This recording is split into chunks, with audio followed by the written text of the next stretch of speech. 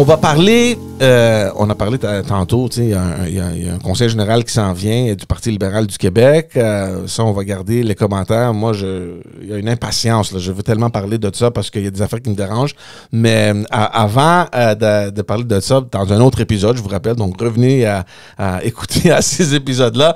Il y a eu, la fin de semaine dernière, le congrès du Parti libéral du Canada. On va pas en parler trop longtemps là, parce que il n'y a rien vraiment d'excitant là, qui est arrivé. Il y avait combien de personnes?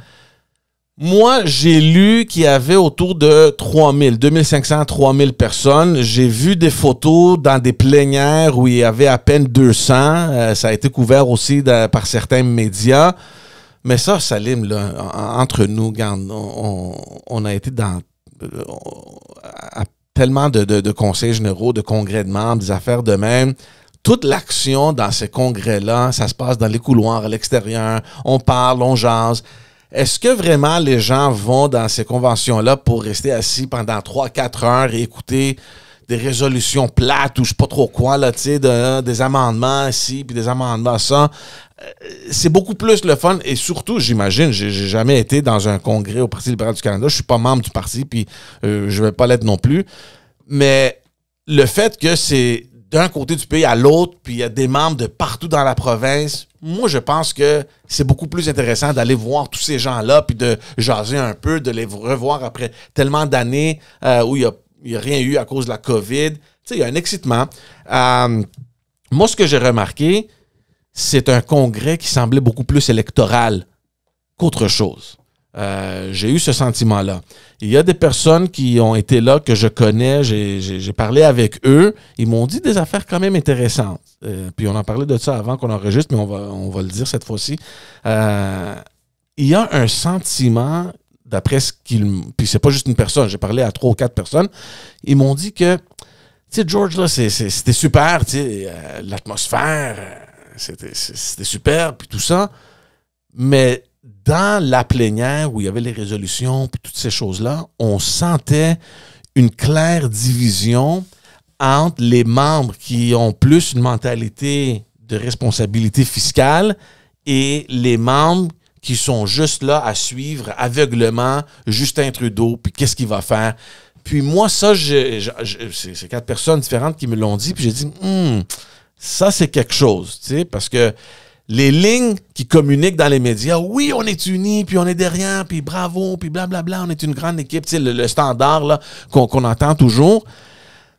Moi, je sais pas. Moi, je vois une autre direction, puis peut-être, je dis pas que Justin Trudeau jouit plus de cette popularité dans son parti, mais je pense qu'il y a un groupe de son membership qui peut-être sont tannés, qui peut-être veulent une autre direction dans le parti. Et je vais te laisser parler parce qu'il y a eu une résolution qui a été proposée durant le congrès. Par l'aile québécoise. Ah, c'était l'aile québécoise, je ne savais pas. Oui. OK. Pour que le gouvernement, finalement, établisse une politique vers le retour à l'équilibre. Et ça a été rejeté. Oui. Donc, mais en plus de ça, ça a été rejeté sans débat. Parce que tu sais, d'habitude, comment ça se passe? Hein? Tu présentes une résolution, puis là, on l'explique. Puis là, après ça, c'est vont au micro les gens pour, puis ensuite les gens contre. Puis au final, on passe au vote et la personne qui préside l'Assemblée adopte, en fonction bien sûr du vote, favorablement ou défavorablement, c'est-à-dire adopte ou rejette la résolution. Là, il n'y a même pas eu de débat. Il n'y a même pas eu... C'est quand même impressionnant. Mais, non, évidemment. Puis moi, je veux dire un truc. Tu sais, la première chose à laquelle j'ai pensé lorsque j'ai appris que cette résolution a été battue, j'ai pensé à il y a de ça 2 ans à peu près, où c'était le congrès des conservateurs. Mm-hmm. Et là encore, c'était l'aile québécoise du Parti conservateur qui proposait une résolution qui reconnaissait l'existence des changements climatiques. Ah. Et qu'est-ce qu'ont fait les conservateurs? Ils l'ont rejeté. Et là, je me suis dit, regarde, on a 2 partis politiques Un qui est très à droite, le Parti conservateur, est très à droite, puis un qui est très à gauche, le Parti libéral du Canada, très à gauche. Puis les deux, et ça c'est te dire à quel point il y a une espèce d'idéologie qui est en train de les ronger tous les deux, puis c'est bien dommage pour le Canada et les Canadiens, c'est que les deux ont rejeté des résolutions qui sont fondamentalement importantes pour les jeunes générations. D'une part, la question des changements climatiques et de l'environnement. En fait, je dis les jeunes générations. En fait, c'est les générations d'aujourd'hui et de demain.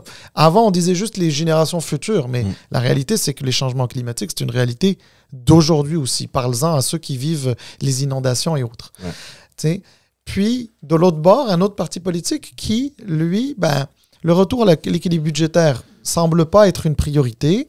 L'augmentation de la dette ne semble pas l'inquiéter, mais qui va se ramasser avec une dette en finances publiques et une dette climatique? Les deux, c'est qui cette clientèle-là?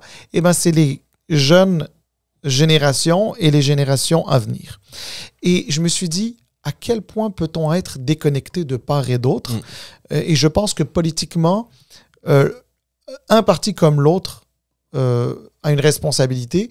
Et tu vois, quand on te dit que la politique fédérale en particulier, mais la politique d'une manière générale, mais fédérale en particulier, est très polarisée et polarisante, eh bien, c'est exactement là. Ça veut dire qu'aujourd'hui, les Canadiens vont devoir choisir entre un parti irresponsable sur les questions des changements climatiques et un autre parti irresponsable par rapport aux finances publiques. Ensuite, ça va être une question de c'est quoi le moins pire pour moi? Ouais. C'est comme ça que les gens votent. Et c'est terrible. C'est bien que tu apportes cet exemple-là. Mais moi, ça me fascine beaucoup plus ce qui s'est passé avec les libéraux. Parce que l'environnement, quand on parle du Canada, c'est sûr que c'est un pays qui est énorme. Puis les idéologies peuvent changer d'un bout à l'autre. Et la question environnementale, on s'entend que dans l'Ouest canadien, c'est beaucoup plus différent que dans l'Est. Donc, ça ne m'étonne vraiment pas qu'une résolution comme ça aurait été rejetée. Oui, mais ça reste une réalité. Oui, je ne dis pas le contraire. Mais quand vient la question de la responsabilité fiscale, de voir qu'il y a des personnes qui jugent que ce n'est pas important ou que ce n'est pas une priorité, ça, pour moi, c'est beaucoup plus problématique. Parce que ça, d'un bout à l'autre, ça devrait être pas mal constant en termes d'idéologie. Oui, mais regarde, en fait, c'est exactement là où je te disais que la politique est polarisée. Dans le sens que, tu sais, là, ton point de vue est très intéressant. Mais tu sais, il y a aussi le point de vue inverse qui te dit, ouais, mais c'est parce que les changements climatiques, il n'y a pas de retour. Hein. Tu sais, je veux dire, une fois que c'est perdu, c'est perdu. Il n'y a pas de retour. Alors que d'un point de vue des finances publiques, tu te dis, au pire, tu vas passer à travers une crise économique, tu vas te rebâtir, tu vas te reconstruire. Une société, c'est comme ça. Hein. Dans l'histoire, il y a eu des hauts et des bas.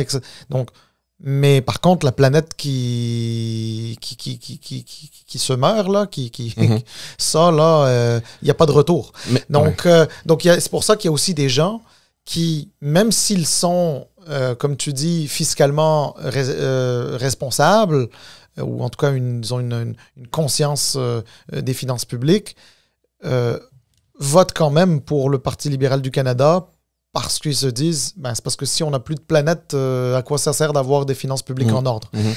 Et en passant, on va se le dire, c'est exactement sur cet argument-là aussi que le Parti libéral du Canada mise, en se disant les changements climatiques, c'est le plus important. Mais moi, ce que j'ai envie de dire au Parti libéral du Canada à ce moment-là, si les changements climatiques, c'est si important, il faut expliquer pourquoi cette transition est mal foutue aussi, la transition énergétique, je parle, tu vois. Donc,